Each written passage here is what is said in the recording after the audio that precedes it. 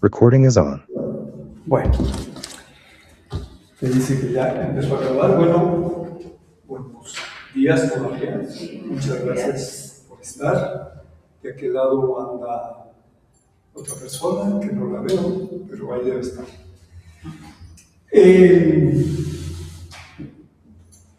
El tema de hoy le puse a escuchar, se aprende. Es decir, que para algunas personas, el asunto de escuchar se les da naturalmente, pero a otros no se nos da, y si me haces este favor, y a otros no se nos da, y el punto es que es necesario aprender. Entonces, eso es lo que vamos a... Disculpa, escucho muy bajito, casi Ahora, no escucho. No ahora sé si... ya me oyes mejor. Ahí ya te escucho, sí. Es que ya estoy con Gracias. el micrófono. Bueno, vamos a empezar como solemos empezar. Adelante. Como solemos empezar, que es... adelante, por favor. Que es recordando para qué estamos aquí, en este taller que se llama Autocuidado y Espiritualidad. Como ya las personas que están aquí y que están allá en pantalla, no es la primera vez, entonces voy a preguntar a bocajarro, ¿para qué estamos aquí en este taller que le pusimos Autocuidado y Espiritualidad? ¿Alguien quiere? Pues como la palabra lo dice, para aprender a cuidarme a mí misma. Y espiritualidad, pues siento que es algo que no lo vemos normalmente, por la prisa en la que vivimos, el trabajo, mil cosas, por el estrés o no sé cómo llamarle, pero es algo que viene, que tenemos que alimentarnos espiritualmente para poder vivir bien, en armonía. Bueno, muchas gracias. ¿Alguien quiere?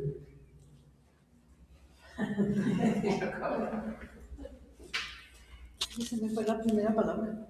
La primera palabra siempre es la primera. No, lo que usted acaba de decir. Sí, que para qué estamos en el taller de autocuidado. Bueno, estamos en el autocuidado, Autocuidado y espiritualidad. Autocuidado y espiritualidad. Pues es un apoyo para nosotros porque pues a veces aunque le busquemos por un lado, le buscamos por otro lado, pero no sabemos comprender. Y aquí pues ya nos explica el señor Carlos lo verdadero de que tenemos que aprender a cuidarnos y que tenemos que despertar lo espiritual. Ese es mi punto de vista. Muchas gracias. Bueno, autocuidado y espiritualidad. El punto es que hay una dimensión de la realidad humana que existe, pero que no la vemos. Y es, por ejemplo, todo esto que tiene que ver con la vida interior. ¿Se acuerdan que en algún momento hicimos la diferencia de qué es el cerebro, qué es la mente, qué es el alma, qué es el espíritu y qué es la fe religiosa? Cada una son cosas diferentes. El cerebro es una parte material, La mente es como todo este modo de reacciones bioquímicas y eléctricas que se expresan en pensamientos, en sentimientos. Ahí hay cosas que todavía la ciencia no acaba de dilucidar, pero por ahí vamos, descubriendo cosas cada vez más. La cuestión es que me gustaría que hoy quedara claro que la espiritualidad y la fe religiosa son cosas bien diferentes, que en algún momento podrían tener que ver una con la otra, pero son distintas. La fe religiosa es cuando la persona decide que existe una divinidad y decide creer en esa divinidad. Y en las organizaciones religiosas hay una serie de normas que cumplir. Bueno, esa es la fe religiosa. Pero la espiritualidad es distinta. La espiritualidad es todo eso que bulle, que se mueve en la vida interior de nosotros y que nos impulsa a algo, a vivir de una manera o de otra. No sé si soy claro en esto de la diferencia. Porque una persona que cultiva la espiritualidad no necesariamente tiene una fe religiosa. Podría, pero no es una condición. Entonces, en esa dirección es que trabajamos nosotros, aquí, con el asunto del autocuidado. Y de lo que se trata en el autocuidado es de caer en la cuenta. ¿La puedo tocar? ¿La puedo tocar? Bueno, de que esto que aquí la toco es un cuerpo, es algo que uno lo puede tocar. Pero hay cosas de usted que yo no puedo tocar, como por ejemplo sus sentimientos. ¿Dónde están? No los puedo tocar. Entonces, el autocuidado consiste en que es importante cuidar las dos. Fíjese que no uso la palabra partes. ¿Qué palabra voy a usar en vez de partes? Dimensiones. Dimensiones.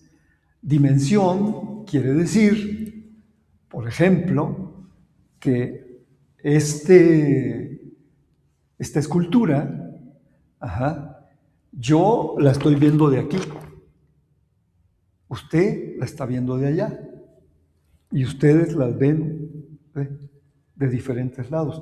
Es la misma cosa, pero yo veo una dimensión y ustedes ven otras dimensiones. Pero no estoy agarrando un cuchillo y partiendo para ver cuál es la parte material y cuál es la parte inmaterial. No, sino que la dimensión es que de esto yo veo una parte y ustedes ven otras. Entonces, la realidad humana es lo mismo.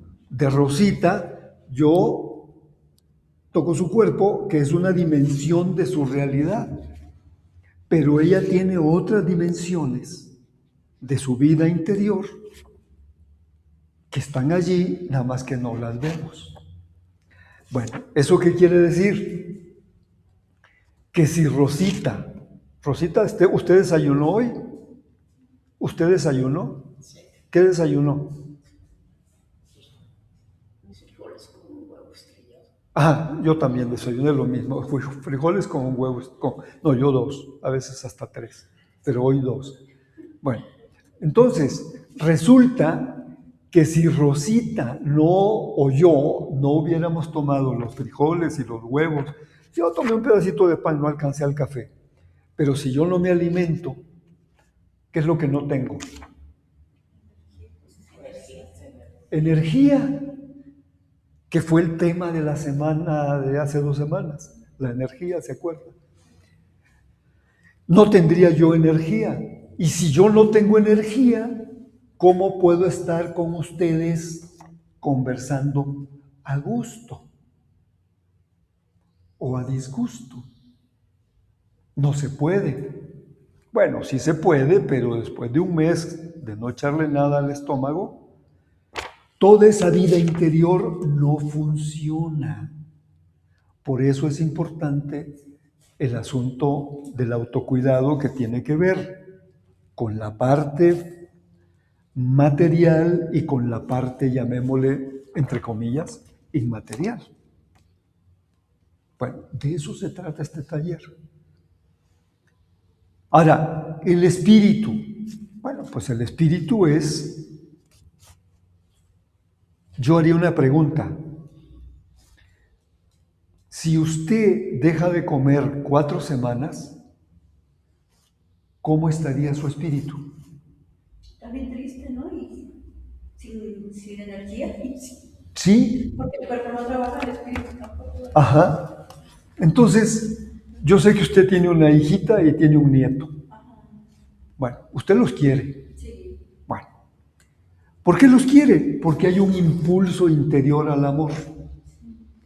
Y el amor es energía. Pero si deja de comer un mes, ¿usted piensa que podría tener ganas de amar a esos seres queridos? No, pues no. Por eso, de eso se trata este taller. Entonces, aquí, ¿qué es lo que trabajamos? Temas que tienen que ver con la vida interior, con el modo de vivir, con el modo de proceder, que sean adecuados para tener una vida bonita, una vida fluida. Bueno, hace 2 semanas trabajamos el asunto de la energía. ¿Y la energía de dónde sale? Pues de los frijoles y de los huevos. ¿Y cómo? ¿Se acuerdan cómo? Comiendo. Ajá. Y cuando uno come, ¿qué pasa con esos huevos y esos frijoles? El cuerpo los descompone en partículas. Y esas partículas van a las células. ¿Y las células a dónde las mandan? A las mitocondrias. ¿Se acuerdan que les enseñé un dibujo de las mitocondrias? Sí. Que son como como la batería del coche. Y ahí está la energía. Y ahí está. Pero cuando yo estoy pensando, o cuando muevo los brazos, esa energía que está en forma de trifosfato se convierte al estirar el brazo en bifosfato. Y por eso podemos pensar, por eso podemos amar, por eso podemos rezar, y por eso podemos insultar, y podemos hacer todo. Sin energía no hay nada. Y la conclusión de hace 8 días era eso. El uso de la energía. Y el uso de la energía depende de quién. De nosotros. Por ejemplo, si yo gasto energía en pensar que mi vecina, no hay vecina porque ya se murió, pero si la vecina estuviera viva y yo dijera, ay, es que esa vecina cada rato, qué negativa es, pone la música muy fuerte, que me echa la basura para acá y tal y tal y tal. Bueno, estoy diciendo cosas negativas y negativas y negativas. ¿Y qué pasa con el cuerpo? Que se va acostumbrando a lo negativo. No digo que me eche la basura está bien, pero podríamos arreglarlo de otro modo, ¿no? Entonces, el punto es ese, que lo que me echan encima, ¿cómo lo voy a gestionar? ¿Cómo voy a usar la energía? Bueno, este tema de que a escuchar se aprende. Yo quisiera pedirle a Gloria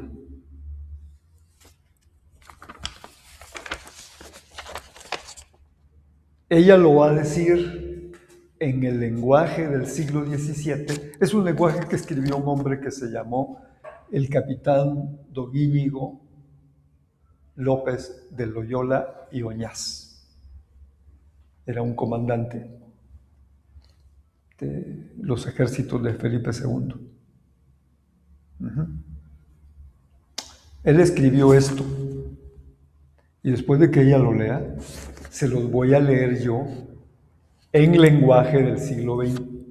¿Estamos en el 21 o en el 22? ¿En qué siglo estamos? En el 21. ¿No estamos en el 22? ¿Estás segura? Bueno. Aquí, mira, Gloria, donde pone 22, lee, por favor, en voz alta, con energía, con buen espíritu y con ganas, como si hubieras desayunado. ¿Quién sabe si te dieron? También desayunaste frijoles. Bueno, de eso sí, de mucha proteína. Aquí Gloria nos va a leer ese párrafo que tiene que ver con esto de escuchar. ¿Con qué espíritu conviene escuchar? Y cuando digo con qué espíritu, quiero decir con qué actitud. Fuerte y de pie. Por favor. Para que así el que da los ejercicios, o más bien ejercicios porque está con X, para que así que da los ejercicios espirituales como el que los recibe, más se ayuden y se aprovechen. Se ha de presuponer que todo buen cristiano ha de ser más pronto a salvar la proposición del próximo. A ver, alto ahí. Proposición quiere decir lo que yo estoy diciendo, lo que estoy proponiendo. Y el ¿Quién? próximo es el que está al lado. O sea, prójimo decimos ahora. Que a condenarla, y si no la puede salvar, inquiera como la entiende, y si mal la entiende, corrígela con amor, y si no basta, busque todos los medios convenientes para que bien entiéndala y se salve. Muchas gracias. ¿Qué entendieron de eso?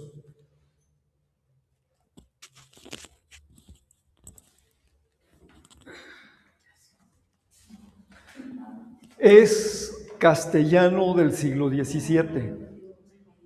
Entonces, necesita traducción, ¿verdad? Bueno, les voy a leer la traducción. Es necesaria la confianza mutuas. ¿Entre quién? Ajá. En el que está dando el ejercicio y el que lo está recibiendo, o los que estamos aquí. Bueno. Sobre esta base, ¿cuál base? La base de la confianza. ¿Cuál? A ver, ¿cuál? ¿Sobre la base de qué? La confianza. ¿Sobre la base de qué? De la confianza. Bueno, sobre esta base de la confianza, si algo no queda claro, cuando dos personas están conversando, si algo no queda claro o no parece correcto, es conveniente preguntarlo o exponerlo para que se entienda mejor y ambos aprovechen. Eso es lo que quiere decir ese texto. Poco largo, un poco barroco, Pero es esto.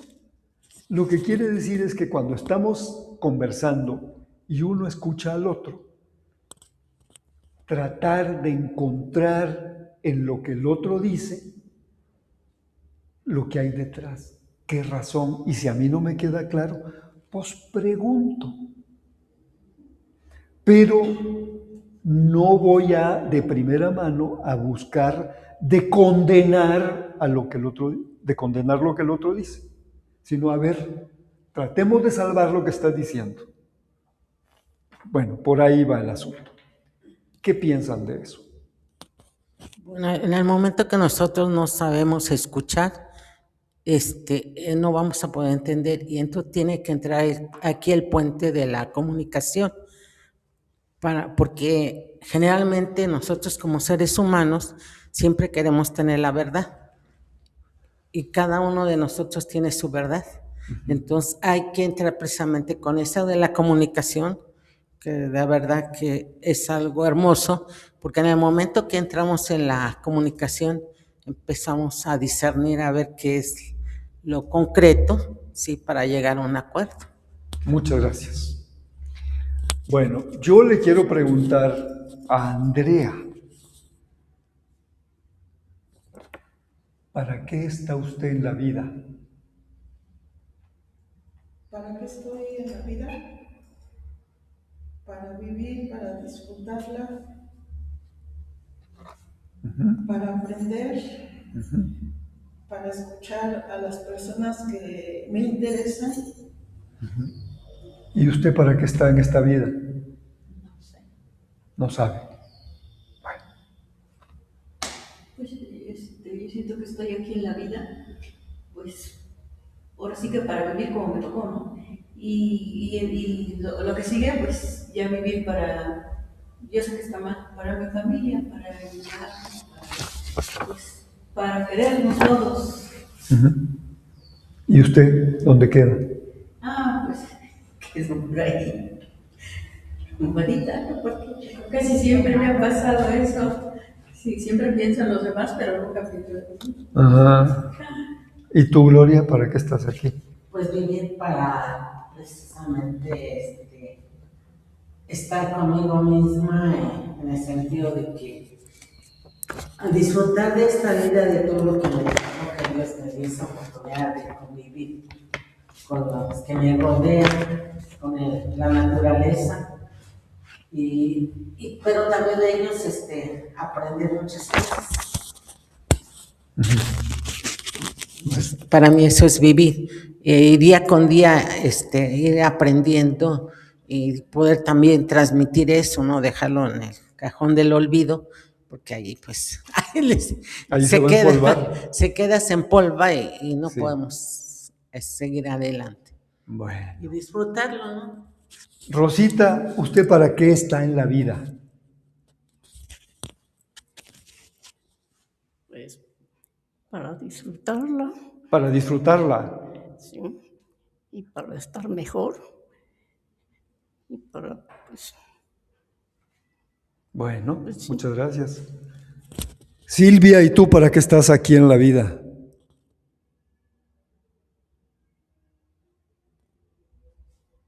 Bueno, ya se conectará. A ver, hay una idea de un hombre que se llamó Agustín de Sagaste, que luego fue obispo de Hipona. Y nosotros en este momento, en este siglo, lo conocemos como San Agustín. Y este San Agustín decía una cosa bien divertida. Digo, esto no es una clase de religión, pero lo que dice me parece interesante. Él decía que la gloria de la divinidad era que el hombre fuera feliz. El hombre, la mujer, se entiende, ¿verdad? Que el hombre fuera feliz, que las personas sean felices.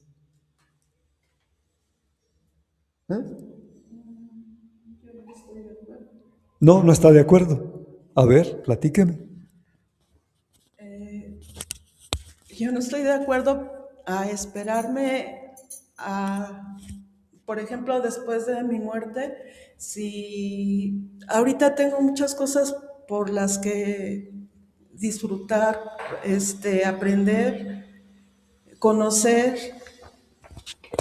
O sea, yo siento que aquí es donde podemos hacer nuestra gloria, si nos pusieron a vivir algo nuestros padres, y sufrimos por eso, nosotros tenemos la obligación de cambiarla. De cambiarlo. Ajá. Claro, nada más que a lo mejor quizás lo que dije de Agustín no es claro. Lo que Agustín dice que a la divinidad le da gusto que el hombre sea feliz, pero no en el más allá, sino aquí. Aquí, en esta existencia. Sí. Porque de allá pues ni sabemos. ¿Quién sabe? A lo mejor llegamos y hay un montón de ángeles mofletudos y va a decir qué aburrido la misma música siempre. ¿No? Bueno, aquí está la diversión. Bueno. Entonces, la perspectiva parece que es eso, que estamos en esta vida para disfrutar. Antes que los hijos, antes que cualquiera. O sea, yo primero. Lo que pasa es que estamos acostumbrados a escuchar que siempre el otro es primero. Pero fíjese, yo no sé si ustedes fueron, cuando iban a hacer la primera comunión, fueron a la doctrina. Yo sí, a mí sí me mandaron, no me gustaba, me dormía, pero iba. A mí me ponía muy mal, me aburría mucho. Sí, a mí también, me sigue aburriendo. A mí, por ejemplo, cuando se murió mi mamá, que hicimos un rosario, y lo que me gustó más del rosario fueron los tamales. Claro, ese también es rosario para los tamalitos. Sí, sí, ¿no? ¿Para qué digo otra cosa? Entonces, sí, y en la doctrina a uno le enseñan los 10 mandamientos. Y el primero le dicen a uno, amarás a Dios sobre todas las cosas y vas a amar a tu prójimo como te amas a ti mismo. Pero ahí hay como una confusión de que vas a amar al prójimo, pero si no sabes amarte a ti mismo, pues ¿cómo carambas vas a saber cómo amar al otro? Ahí está, o sea, ahí no hay engaño. Ahí no hay engaño. Después la gente se ha confundido. Pero primero es uno. Bueno. La solidaridad, eso es otro, pero eso es otro cantar. Bueno. Dice Aristóteles que nosotros somos seres sociales. Y fíjese que, por ejemplo, la gente que vivía antes, que eran nómadas y andaban en el desierto, en el mundo árabe, en el mundo del Medio Oriente antiguo, la gente siempre andaba en grupos, en caravanas. Y cuando estaban fuera de la caravana, era muy probable que el que se separaba de la caravana se muriera. Porque, ¿y de dónde y ahora quién? ¿Y si me enfermo qué? Entonces, por angas o por mangas, hemos aprendido a ser seres sociales.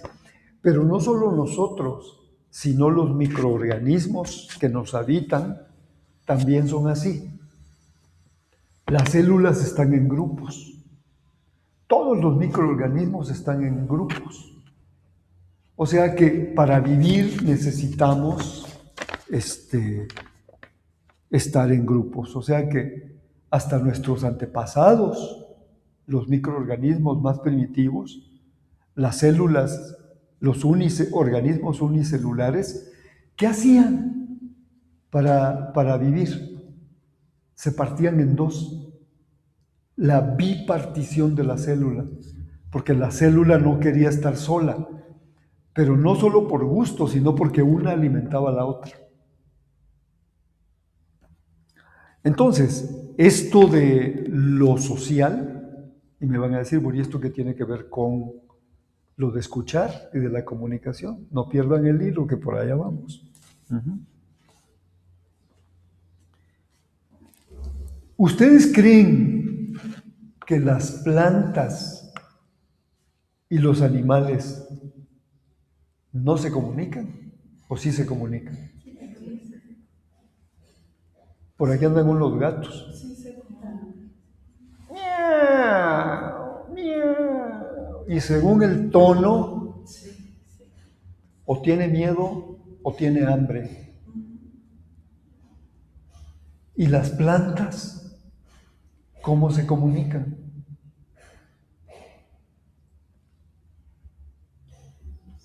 A través de energía. También. También, ¿verdad? Y De si energía. las pone juntas, están muy bien, muy verdes, se desarrollan igual. Pero si está solita una por allá abandonada, como que no. No, Todo ¿verdad? el tiempo de calor se seca más. Pero si las ponen juntitas, están bien bonitas todas. Uh-huh. En el desierto siempre hay grupos de palmeras, ¿no? Puede ser lo social, ¿no? Sí, claro. Sí. Entonces, la vida de los organismos es así, ¿no? ¿Y los minerales?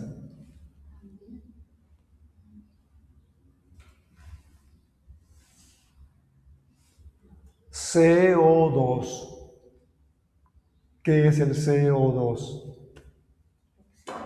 Oxígeno e hidrógeno. CO2, 2 moléculas de esto y 2 moléculas de esto. O sea que para que haya agua, el oxígeno es una materia, el hidrógeno es otra materia, pero para que haya agua necesitan... Yo no lo había pensado hasta ahora que se los estoy diciendo. O sea, todo es así. ¿Qué piensan de que todo sea así? ¿Qué les hace sentir o qué les hace pensar? Cuando quieras, Silvia, puedes expresar tu opinión. Gracias. Se oye raro, ¿verdad? Se oye y con eco. Bueno. Sí, es que tuve que poner 2 dispositivos porque a uno no le sirve el micrófono y en el otro no se ve bien. Ah, bueno, ándele pues. Bueno, entonces, ¿qué piensan de que los minerales, para que se genere otro mineral, se tengan que juntar?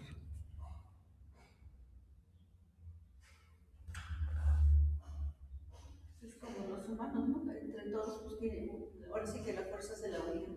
Y lo mismo todos esos. Sí, pero para que el humano exista, esa unión tiene que ser una unión organizada. Ese es el punto. ¿Y para qué estamos con esta idea de hacer una comunidad donde podemos conversar y reflexionar y fortalecernos? Pues para lo mismo. Las penas con pan. Y si estamos en grupo, ¿qué pasa con las penas? Bueno, no sé si las olvidamos. Por ejemplo, les decía de mi mamá que se murió y aquí vinimos al Rosario y tal. Además de que me dormí y me desperté, pero me sentí consolado, me sentí acompañado, ¿no? Entonces ese dolor fue, ahí estaba, pero saber que otras personas les importo, que compartían mi dolor, pues se siente uno no aislado, ¿no? Se siente padre, como dicen. Bueno.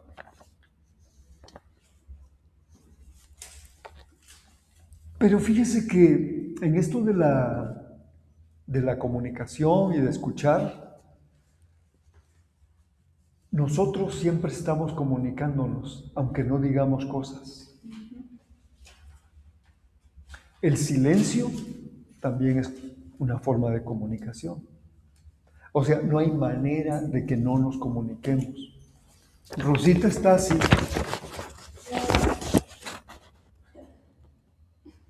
Y sonríe. ¿Qué nos está diciendo?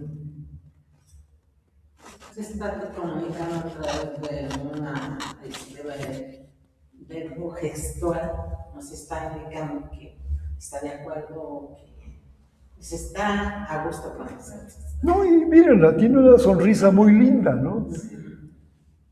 ¿Ves? Y no ha dicho media palabra, pero nos dijo un montón de cosas.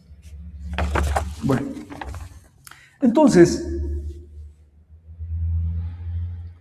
lo que yo quisiera remarcar es que las palabras, los silencios, van más allá de lo que vemos y de lo que percibimos.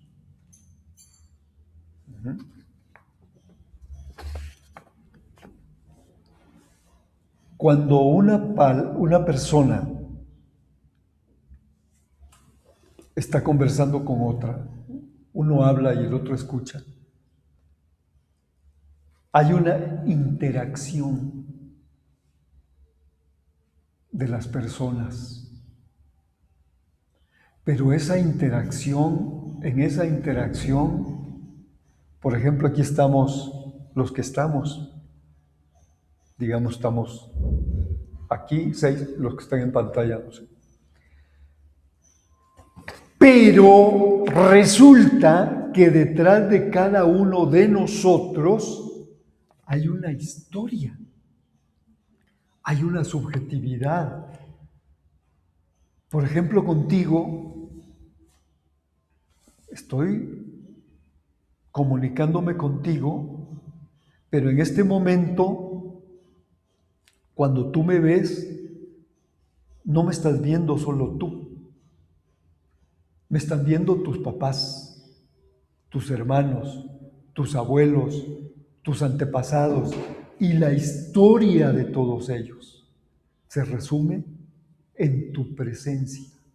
Entonces, cuando tú me hablas con toda esa historia. Y así todos. Entonces, imagínense la multitud de presencias que hay aquí, la multitud de historias, la multitud de gozos, la multitud de sueños, de sufrimientos. O sea, no estamos solos. ¿Me permite decir algo muy bonito? Mira, en la terapia, ayer como ve que estuvimos hablando de todo de todo lo que ha pasado con la familia y todo eso. Sí. Y salí con un amor infinito hacia todos, a mis hermanas, a todas mis hermanas, que había que tener mucho problema con ellas, y me dieron ganas de abrazarlas y abrazar a mi hermana y felicitarla porque hoy es cumpleaños. Pero realmente fue algo tan bonito que sí sentí que estaban toda la familia de mi mamá sobre todo. Ajá. Fue así, de veras increíble. Muchas gracias. No, esa experiencia, Ignacio, en el discernimiento de espíritus, le llama consolación. Uno se siente eso, consolado, ¿no? Y eso fortalece el espíritu. De tal manera que con esa nueva fuerza del espíritu, uno va con las otras personas o a hacer cosas con un buen espíritu. Sí, ya cambia. Cambia. La vibra, ¿no? Cambia la vibra. Cuando los veamos presencialmente, ya como que ya sabemos, ya Sí. paso a paso ya. Ah, pues muchas gracias, Cristina, por compartir esa experiencia. Entonces, una persona nos puede hablar con agresividad o nos puede hablar con amabilidad. Pero en esa expresión está presente su biografía, está presente su subjetividad. está presente, por ejemplo, si tú tienes una hermana o una parienta o una sobrina o algo que te habla de mal modo, lo que hay detrás es toda una historia, toda una biografía. Y entonces uno se puede ir con la finta, "Ah, qué persona más desagradable", y sí lo es. Pero yo pregunto, ¿qué pasaría si detrás de la persona, de lo que me está diciendo, puedo visualizar su dolor? Porque el que grita está encubriendo algo, inseguridad, miedo, porque ya no puede, entonces grita, maltrata, porque ya no puede, como dicen, ya no puede ni con su alma. Entonces uno puede tener la opción: o me confronto contigo desde la superficie, o me acerco a ti viendo cuál es la historia que hay detrás. De esa forma agresiva. Entonces, de esa forma agresiva, lo más seguro es que haya heridas, maltratos. Y entonces, ¿qué pasa? Si yo lo veo, en vez de verte aquí, veo... Tenía yo un profesor que me decía, en esto de las terapias, hay que mirar sobre los hombros de la persona. ¿Quién está detrás? Su papá, su mamá, sus abuelos, su historia. Mira detrás. ¿Qué le hicieron? Y entonces, en vez de ver a la persona, confrontarlo con agresividad, voy a terminar probablemente viéndolo con... ¿Qué palabra hemos usado? De consolación, con amor. Hay una palabra que a ti te la he dicho varias veces. Es una palabra que está hecha de dos palabras. Misericordia. ¿Cuáles son las dos palabras? Miseria es, ¿cómo se llama? A la otra con... Que estás viendo las miserias, pero ¿con qué las estás viendo? Con tu corazón, no tanto con esto. Y uno dice, pues, pobre, ¿no? Y sobre todo, pobre persona, porque no ha tenido la oportunidad de reflexionar, de revisar su vida, de ver qué es lo que le ha pasado, de por qué está herida. Entonces la herida no está cerrada, está ahí, está, y habla y grita. Pobre persona, que no se da el espacio porque no sabe cómo, porque nadie deja de ser buena persona porque quiera, sino porque no sabe cómo ser mejor. Ese es el punto. Bueno, todas estas cosas se las estoy platicando para llegar al punto de que a escuchar se aprende. Pero para aprender a escuchar es necesario poder aprender primero a mirar sobre el hombro del otro, sobre lo que le duele, ¿verdad? Bueno, ¿qué piensan? Yo estoy hablando aquí solo. ¿Pero qué piensan de lo que digo?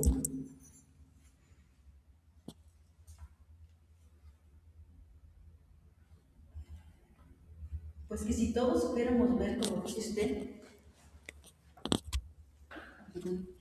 Que si todos supiéramos ver atrás, como dice usted, atrás del hombro, pues como la frase, seríamos más, verlos con misericordia y ser más misericordiosos nosotros mismos, porque pues los vemos y nos enojamos, pero no vemos Y sí, traen una gran historia y mucho sufrimiento y tantas cosas que trae uno, todos traemos, ¿verdad? Entonces nadie está exento de eso, todos estamos igual. Entonces, pero yo creo que con lo que estamos aprendiendo ya vamos un poquito adelantito ahora para ser misericordiosos nosotros mismos, con nosotros, empezando por nosotros y de ahí con todos los que nos rodean, con todos nuestros familiares, vecinos, con todos. O sea que yo lo diría de esta manera, la realidad humana no es enchilame otra gorda, es compleja.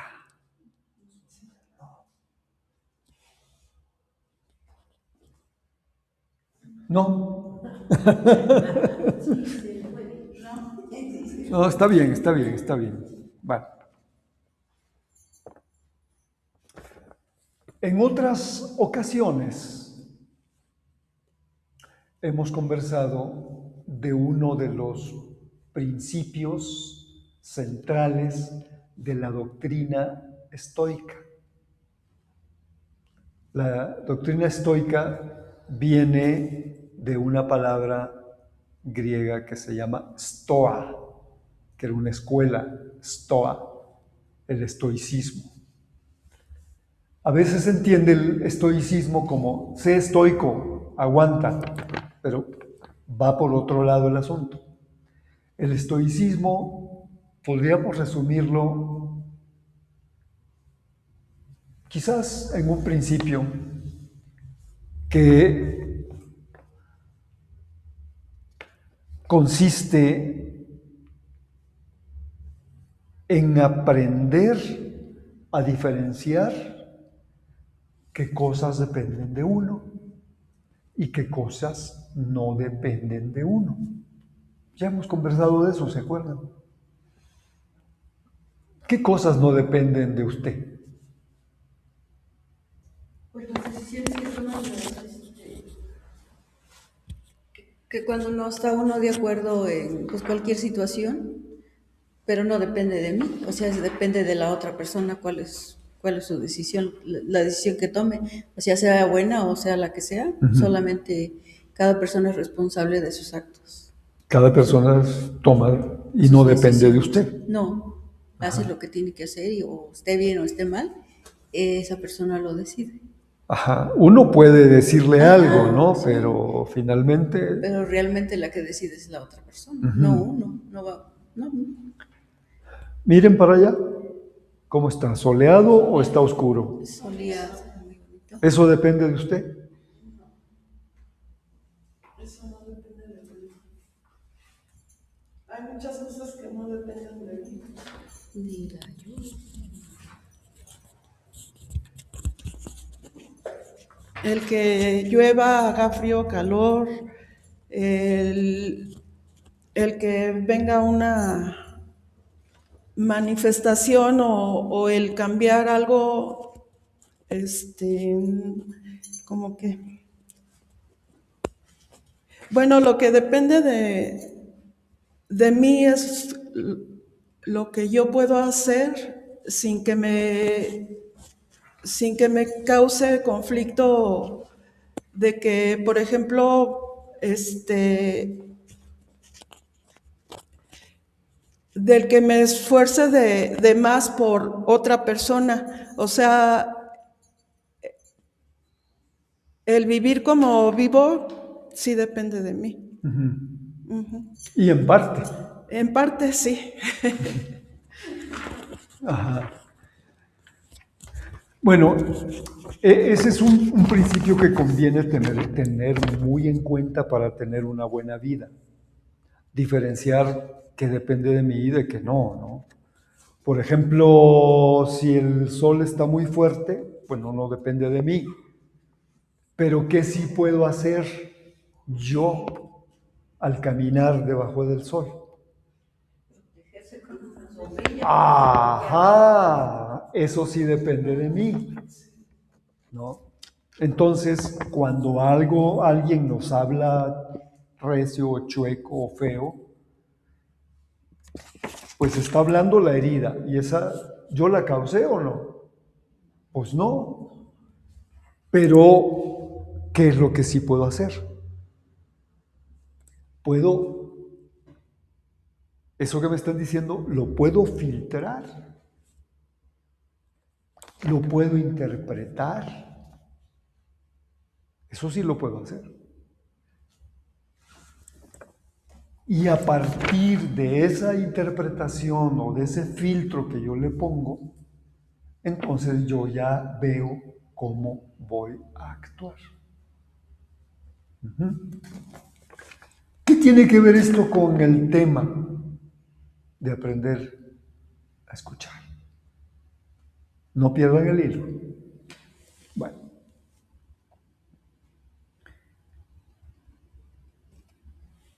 Entonces pasa eso.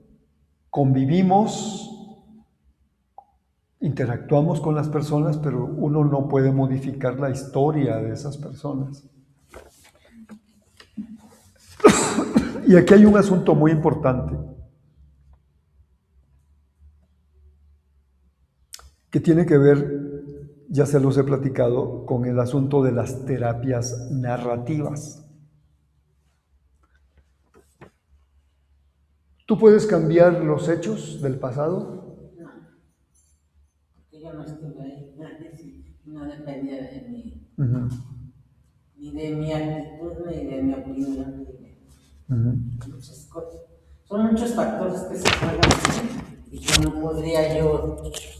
Son muchos factores, tanto ambientales como de actos de personas, en las cuales cada uno tiene su propia historia.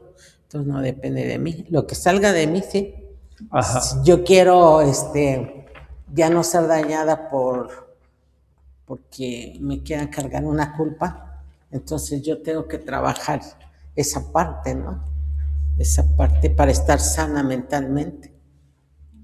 De acuerdo, pero ¿nosotros podemos cambiar nuestro propio pasado? No podemos cambiar. No. Los hechos, no. ¿Qué es lo que sí podemos cambiar?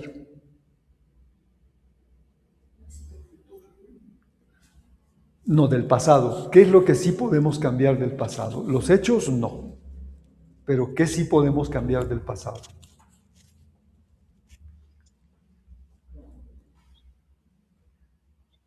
La forma en que nos contamos lo que nos pasó.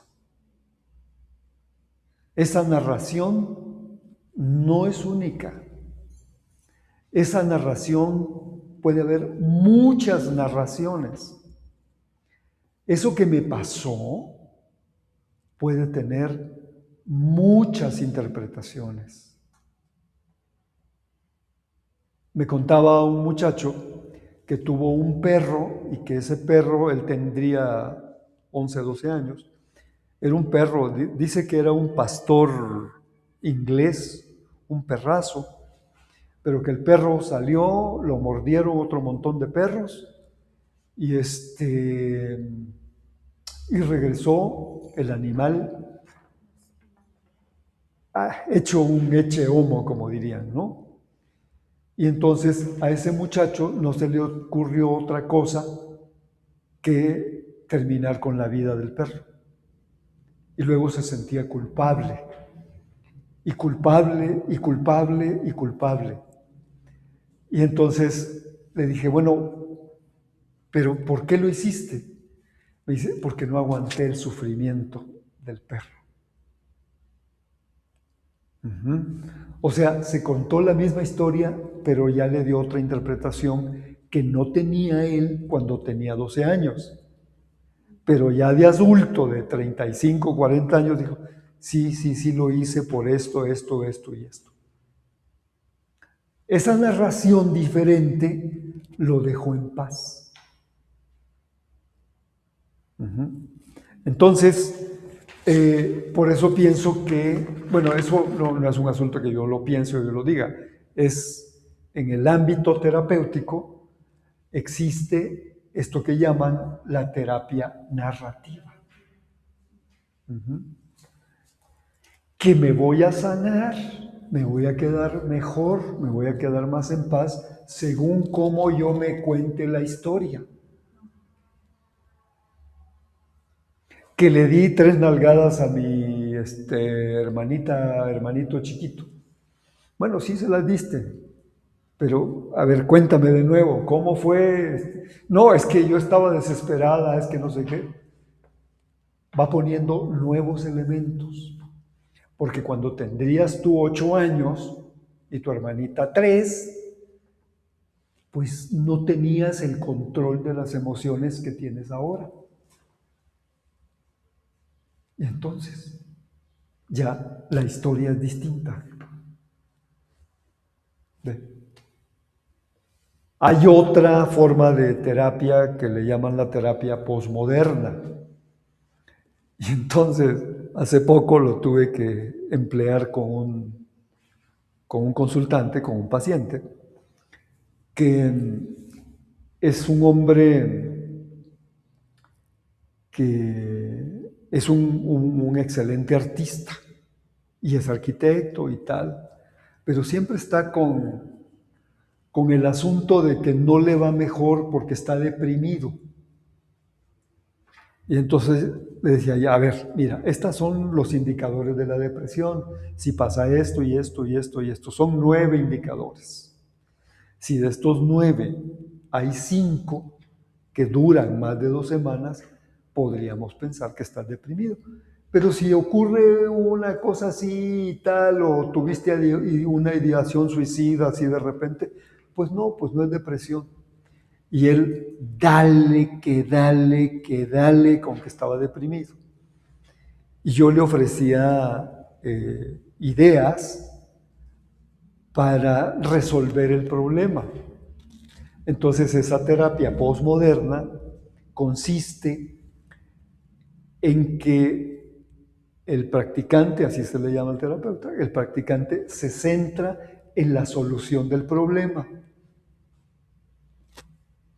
no en trabar el problema. Hasta que yo le dije, a ver, Margarito, no se llama Margarito, a ver, Margarito, ¿te das cuenta que tú dale, que estás deprimido? Y lo que yo estoy haciendo es ver cómo destrabamos el problema, ¿no? Entonces, bueno, pero esto no tiene nada que ver con nada, nada más se los cuento. Bueno, entonces, el punto es que la vida del otro no la podemos cambiar. La historia del otro solo él la puede reinterpretar. Pero reinterpretar la historia personal es muy bueno, porque me descarga, porque me entiendo, es parte del autoconocimiento. Ya hemos hablado en otras ocasiones del autoconocimiento, porque fíjese, casi que para aprender a escuchar es necesario el autoconocimiento. Está bien, ahí se lo pasa.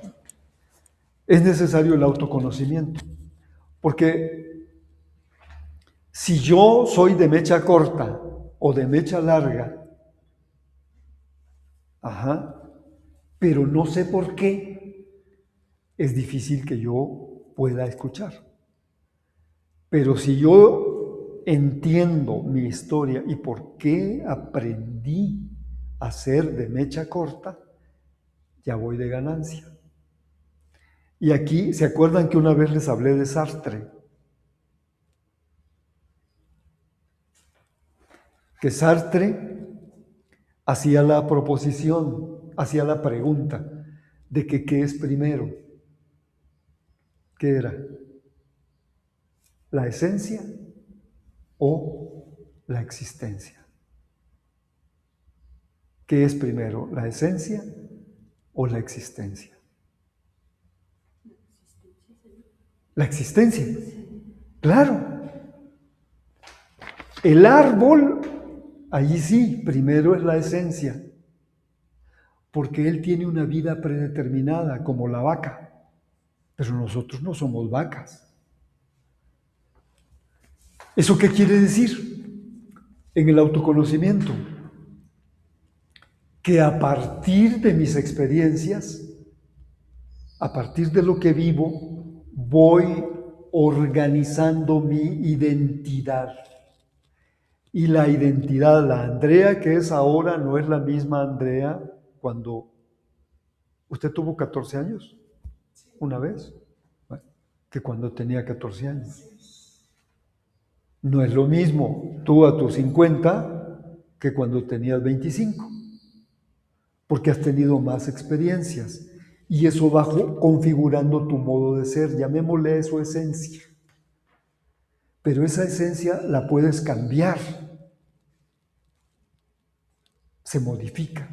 ¿A partir de qué? De las experiencias. Entonces, por ahí va la necesidad de autoconocerse. Y para autoconocerse es importante observarse. ¿En qué situaciones me deprimo o me da tristeza? ¿En qué situaciones me da alegría? ¿Y por qué aprendí a ser de ese modo? Todo lo aprendemos. De nuestros padres, de los abuelos, del entorno donde hemos vivido, ¿no?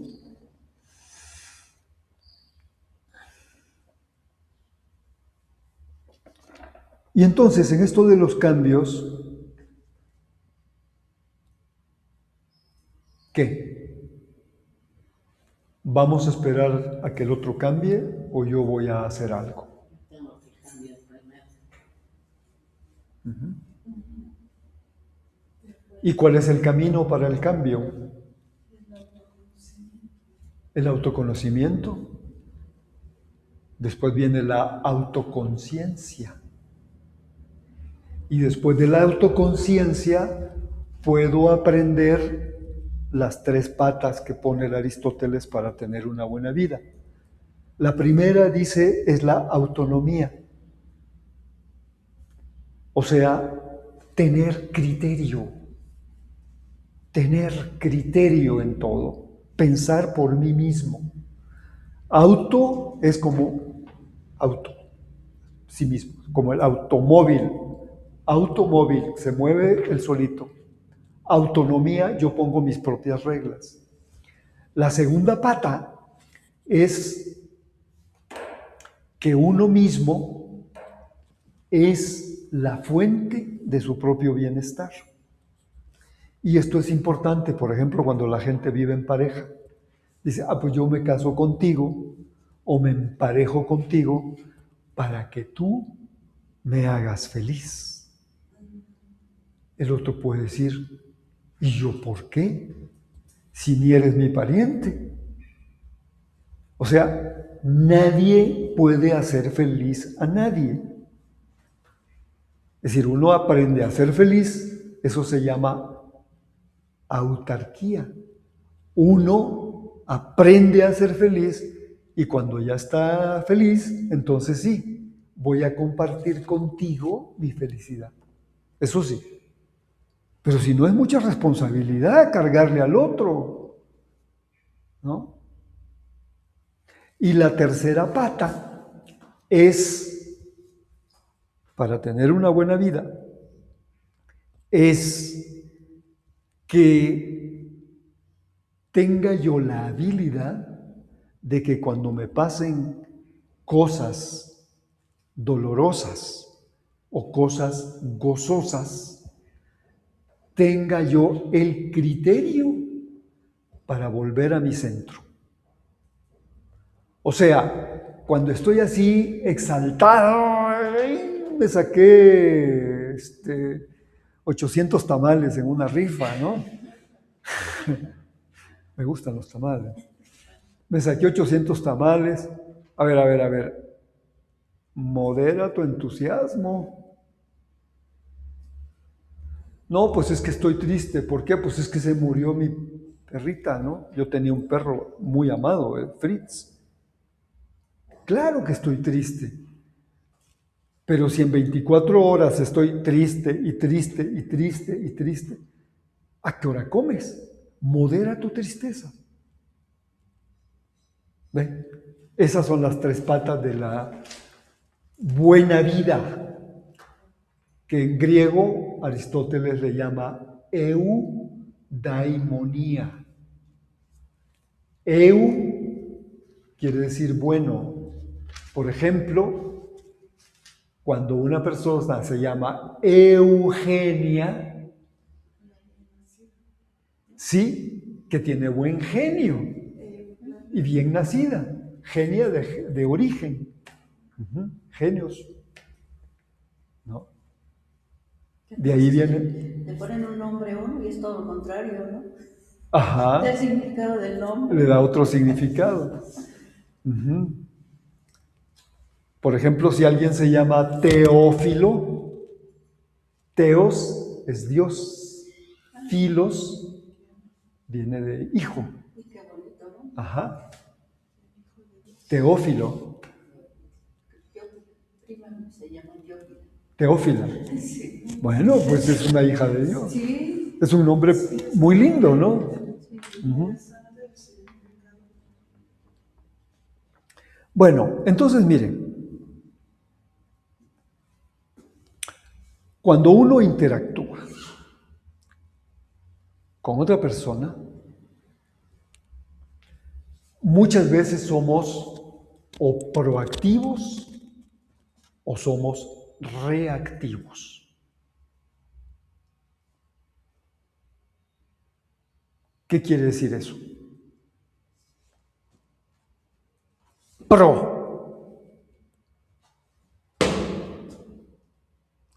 Paso al frente, ¿no? En pro de, en beneficio de. Entonces, ser proactivo es en beneficio de la acción, pero para que la acción sea una buena acción, el pro es primero el acto reflexivo, antes de responder. Y el reactivo es el que es de mecha corta. Viejo desgraciado, ay tú, estoy reaccionando. Pero viejo desgraciado,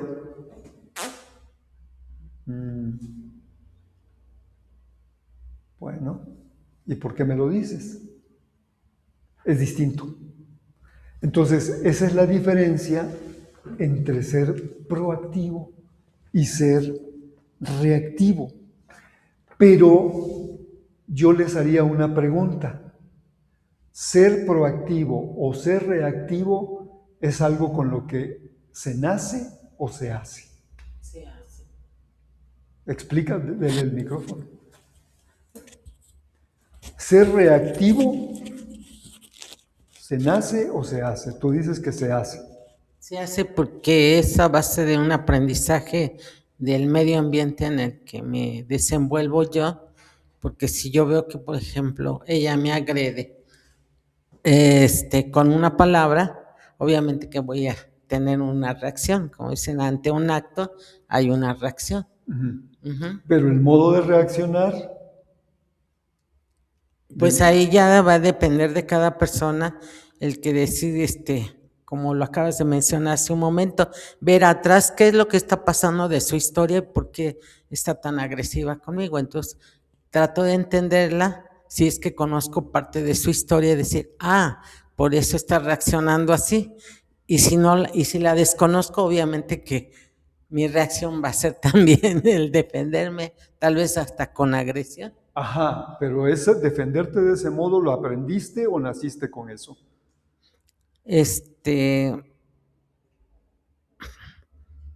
Yo insisto que se aprende. Se aprende. Porque no se nace, o sea, no a través de los genéticamente, pues. A lo mejor trae uno algo, pero sí lo aprende. Sí. Ajá. ¿Qué sí es lo genético? Genético porque viene de nuestros antepasados que vivían en las cavernas. Ellos aprendieron a defenderse y a defenderse de todo, si no, no estaríamos aquí. Pero ya esas circunstancias cambiaron. Sí hay una parte que es información genética, pero como ya hemos conversado, hay otra parte que le llamamos epigenética, que está encima de la genética. ¿Eso qué quiere decir? Que usted genéticamente puede tener disposición, por ejemplo, a la diabetes. Ujú. Hay una disposición genética, pero eso no es su destino, porque si usted atiende la epigenética, es decir, alimentarse de una manera, a reaccionar de una manera, a mantener el estrés lejos, es muy probable que aunque haya esa genética, nunca se dispara. Entonces, en el modo de reaccionar, cuando alguien le dice, oye, que no sé qué, es que yo así soy y no cambio, así es mi carácter, soy de carácter fuerte. No, ese no es el carácter fuerte, ese es un carácter miedoso, porque está encubriendo con la reacción violenta. Ese es el punto. Y eso lo aprendió, así fue lo que vio de su papá, de los abuelos. Un día usted me platicaba, ¿no? De las víctimas, que somos víctimas de víctimas. Entonces, si somos víctimas de víctimas, aprendemos a reaccionar de un modo violento. Aprendemos, pero eso no quiere decir que yo no pueda reaccionar de otra manera. Se le diría autocontrol, ¿no? Autocontrol. Antes de que le peguen, porque si lo está viendo. Uh-huh. No, perdón, ahí muere. Le digo a mi hija, porque no hay cada vez que no. Ayer atropellaron a una señora ahí enfrente de su negocio de mi hija y se agarraron todos contra todos. Las señoras, los señores, pero así duro se dieron. En lugar de que atendieran a la señora pronto, de que llegara la ambulancia, no, se agarraron todos ahí. Quiere decir que no se autocontrolaron. O, como dices, ya lo aprendieron. Sí. Todos hacen lo mismo. Y no se autocontrolan porque no se conocen. Sí. Porque si se conocieran, yo ya sé que en tales circunstancias voy a reaccionar y ya puedo prevenirme. Sí, pero se dieron ahí, pero duro. Bueno, entonces, mi hipótesis de trabajo es que si nos conocemos, podemos aprender a escuchar. Que algunas personas saben escuchar naturalmente, otros tenemos que aprender. Y con toda humildad, yo les voy a proponer algunos puntos que podemos tener en cuenta y mediante eso podemos aprender a escuchar. El primero es hablar por turnos, en la pareja, en la familia, en la organización. O sea, cuando usted habla, yo me callo y escucho. Pero escucho activamente. No estoy escuchando para defenderme o no estoy escuchando para hacer un contraataque. Estoy escuchando para lo que dice este hombre. ¿Quién? ¿El que leíste? San Ignacio de Loyola. Ajá. Estoy escuchando para Poder trabajar. Salvar la proposición del prójimo. A ver, dilo otra vez, voz alta. Aprendo a escuchar para salvar, dilo. Para salvar La proposición. La proposición. ¿De quién? Del prójimo. Del prójimo. Dilo otra vez. Hasta que se te quede.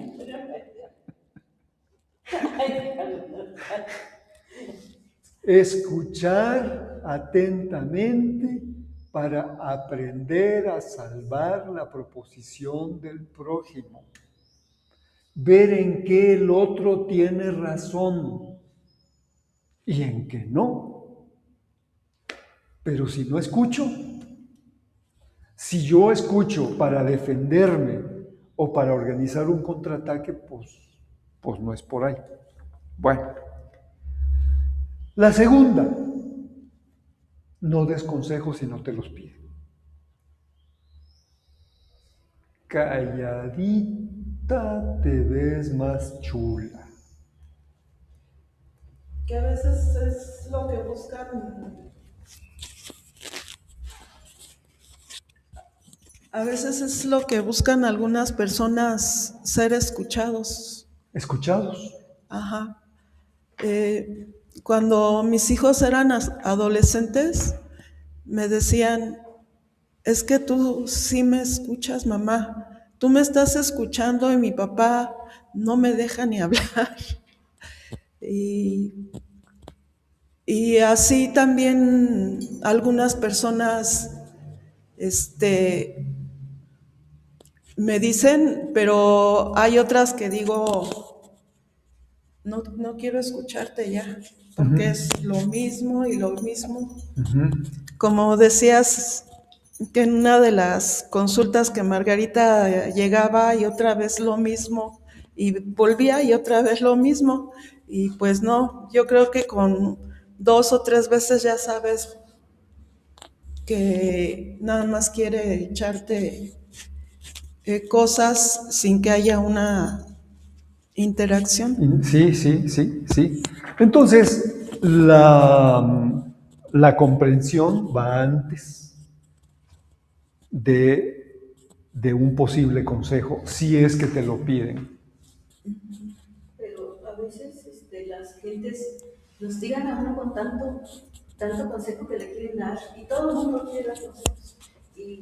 Y le digo a mi hija, es que yo sé que no debe de dar unos consejos si no te los piden. Y todo el mundo le dice, hazle así, hazle así, o hazle acá. A veces sí es bien desagradable, la verdad, que estén dando toda la vida consejos. Si no los pide uno. Eso es todo. Bueno, tercer asunto, muestra interés en lo que te están diciendo. Es decir, no te distraigas, concéntrate, ¿no? Porque me estás hablando y yo estoy mirando para ver qué pajarito voló. Ahora pasa mucho con los celulares que no dejan ni tanto tiempo, Sí. que se supone que te están escuchando, pero están con el móvil siempre, hacen como que te escuchan, pero no te escuchan, porque si les preguntas algo sobre lo que les expusiste, no saben qué. Bueno, siguiente. Tener claro el objetivo de la conversación. Y el objetivo no es resolver problemas. Por ejemplo, en las relaciones de pareja, la gran mayoría de problemas de pareja no tienen solución. No tienen solución. Entonces, ¿cuál es el objetivo? No resolver el problema, sino mantener el diálogo abierto. Porque si el diálogo está abierto, entonces sí se puede llegar a acuerdos.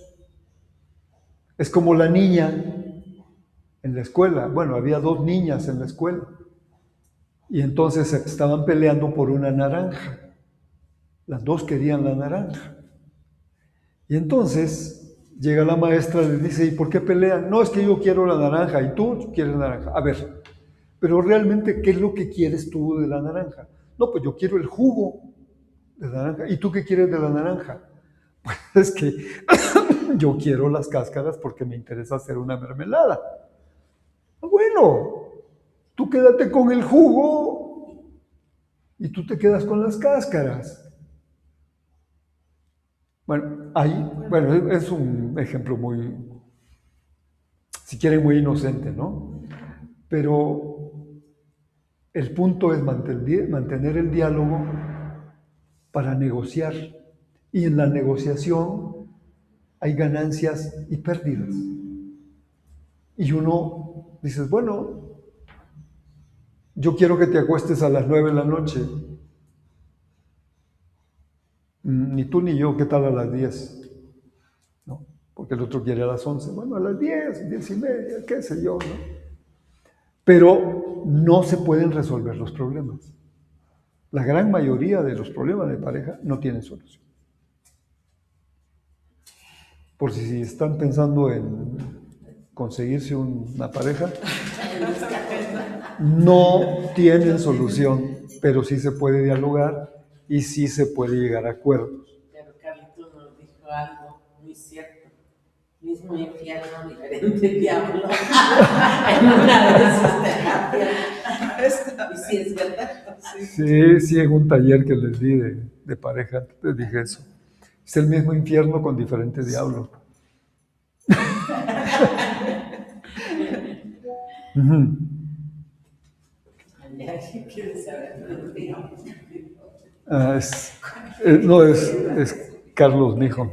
Bueno, entonces, también, siguiente, también el punto es comunicar que sí estás entendiendo.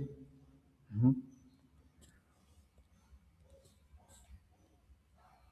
Comunicar comprensión. Ah, ¿qué te pasó esto? Entonces, solidarizarte. No, en tu lugar yo también estaría así, estaría furioso o estaría furiosa. Entonces, ¿cómo se siente el otro? Escuchado. Escuchado, O convalidado. sea, cuando dice uno algo y la persona te contesta agresivamente, no está escuchando ni te está entendiendo lo que tú estás diciendo. No escucha. No escucha. No escucha Pero ¿por qué será de repente así como, bueno, como se dice en plan de mecha corta? porque así aprendieron, De siempre. así vieron. Ajá, así vieron, así aprendieron. Pero se puede cambiar. Esa es la buena noticia, que se puede cambiar. ¿Cómo se puede cambiar? Preguntándole. Se puede cambiar eso, pero como primeros auxilios, como decir, oye, ¿te das cuenta cómo me estás hablando? Deje anotar. Deje anotar. ¿Te das cuenta? ¿Te das cuenta cómo me estás hablando? Porque esa forma en la que me estás hablando me hiere, me lastima, ¿Cómo estás? Perdón. me hiere. No, pero ¿te estás dando cuenta cómo me estás contestando? Ajá, ¿cómo me estás hablando? A mí siempre me hablaba enojado, ¿Quién? mi pareja. Ajá, Siempre me decía algo, pero enojado así. Y yo, ya sí se puede hacer muchos años, hasta que un día le dije, bueno, explícame por qué me hablas enojado. Tú me hablas enojado, pues yo me enojo también. Entonces todos enojados. Y santo remedio. santo remedio. Y ahí para acá ya no volvió a hablar así enojado. Pero todo el tiempo de cualquier cosa era la voz de enojo. Entonces yo le dije, pero ¿por qué me hablas enojado? Si tú me hablas enojado, yo te voy a contestar. Ujú. Entonces, Póngase que no le hubiera caído en la cuenta y hubiera cambiado. ¿Qué sigue? pues más pleitos y ¿Qué sigue? Pero ¿cómo detenerlo? Mira, yo ya te advertí que me estás hablando de esta forma y me hieres, me lastimas. Y otra vez me estás hablando de esta manera. Mira, yo te voy a escuchar, pero hasta que te tranquilices. Te voy a dar 20 minutos a que se te baje el cortisol y luego hablamos, si estás tranquilo. Pero si no estás dispuesto a hablarme serenamente, yo te haría la pregunta, ¿quién te dio permiso o qué he hecho yo para que tú pienses que tienes permiso de hablarme de esta manera? Si me sigues hablando de esa manera, te voy a seguir queriendo, pero no te voy a escuchar. ¿Por qué? Porque no me interesa que me hagas daño. Y eso se llama amor propio. ¿Verdad? Bueno. Siguiente asunto. Ponerse de su lado. Ponerse de su lado quiere decir no emitir juicios ni decirle al otro qué es lo que va a hacer. Es que tú tienes que... A ver, si yo no soy tu mamá para decirte qué tienes que hacer, lo único que estoy haciendo es preguntándote por qué piensas que tienes permiso de maltratarme. Es una pregunta, pero yo no estoy diciendo qué tienes que hacer. Es que tienes que calmarte. Yo no soy tu mamá. Ya eres un adulto. Bueno.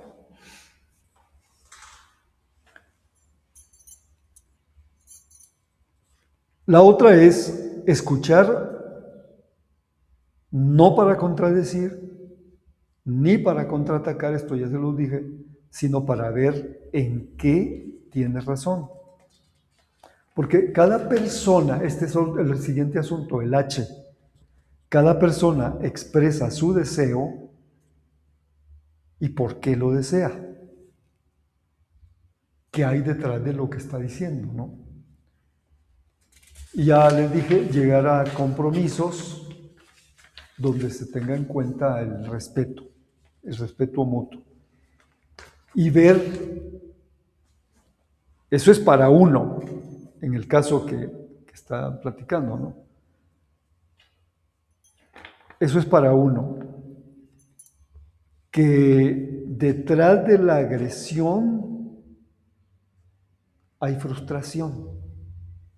El otro agrede porque está frustrado, o porque tiene miedo, o porque tiene inseguridad.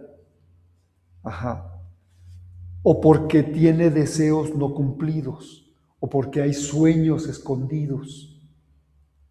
No. Y bueno, si me hablas así, pues no vamos a ninguna parte. ¿Por qué no? A ver, ¿qué es lo que te impulsa a hablarme de esta manera? Ah, no, es que yo pensaba que esperaba que la cena estuviera servida. Ajá, bueno, sí. ¿Y por qué no me lo pides? ¿O por qué no vamos juntos? Y honrar el deseo, ¿no? Bueno, con todo, existen situaciones imposibles en que lo mejor es que cada uno vaya por su lado. Si después de eso, del esfuerzo, ¿para qué me quedo aquí? ¿Para qué te escucho? Pero se trata de si uno se va de marcharse en paz, sabiendo que uno hizo todo lo que estuvo de su parte para llegar a un acuerdo. Pero si no se pudo, el objetivo es, sí me voy, pero en paz. Porque le busqué, y le busqué, y le busqué, y le busqué. No te diste por enterado, ya te dije que fuéramos a terapia, ya te dije que esto, llevamos 5 o 7 años en que tal y tal. Se cansan. Se cansan. Ajá. Y volvemos al principio, hay cosas que dependen de uno y hay cosas que no. Yo ya hice algo para remediar la situación. No agarras la onda. Sí. ¿Quién te dijo? Eso me decía la mamá de mis hijos cuando se separó. Me dijo, yo ya llegué a la conclusión de que no hay otra vida y quiero reinventar mi vida. Te quiero mucho, pero quiero hacer mi vida de otro modo. Se lo platiqué a mi madre y me dijo, usted respete la voluntad de la otra persona y siga su camino. Si ya hicimos todo y no se pudo, ¿quién dijo que solo hay una vida? Podemos reinventarla, ¿verdad? Sí. Entonces, la paz empieza por lo pequeño, como aprender a escuchar antes de responder. ¿Por qué aprender a escuchar es una forma pequeñita de aprender a vivir en paz. ¿Se podrá? ¿Se puede? Sí, se puede. Bueno, pues les robé mucho tiempo. Muy interesante. Muy interesante. Bueno, nos despedimos los que estén por ahí. ¿Quién anda por ahí? Yo, ¿se escucha? Sí, ¿Me escucha? ¿cómo no? Ah, yo casi, ahí ya no me escuchaba. Sí, sí. No, bien. No, pues nada más agradecer y que me da gusto que se esté formando comunidad, porque ahí pues se aprende, nos acompañamos. Digo, yo desde acá casi no los veo, o las veo, pero pero es muy saludable, es muy confortante el hecho de estar acompañados en comunidad y ir creciendo, ir aprendiendo de todas y de todos. Muy Gracias. bien. No, al contrario, Silvia, muchas gracias.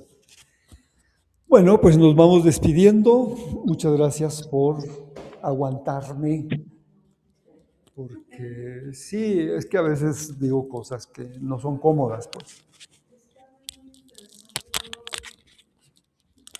No son cómodas, pero a nosotros sí nos sirven.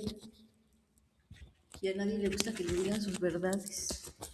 Bueno, ¿yo quién soy para decir verdades? Yo solo reflexiono y comparto. Pero muy interesante todo. Muchas gracias. No, al contrario. Muchas gracias. ¿Alguien?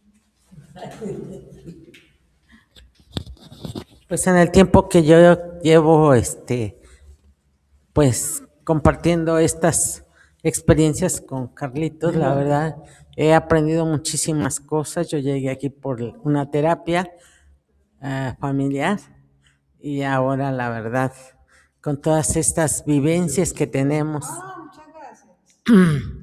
Estoy un poquito porque hacía palea porque el martes me hicieron una cirugía, entonces estoy en convalescencia todavía. Bueno, ella es Lina, ella es doctora en sociología y tiene un seminario o taller que se le llama el relato interior, ¿no? Es una mentoría. Uh-huh. Bueno, Descubre tu relato interior. sí, bueno, muchas gracias. No, gracias a ti y a ustedes.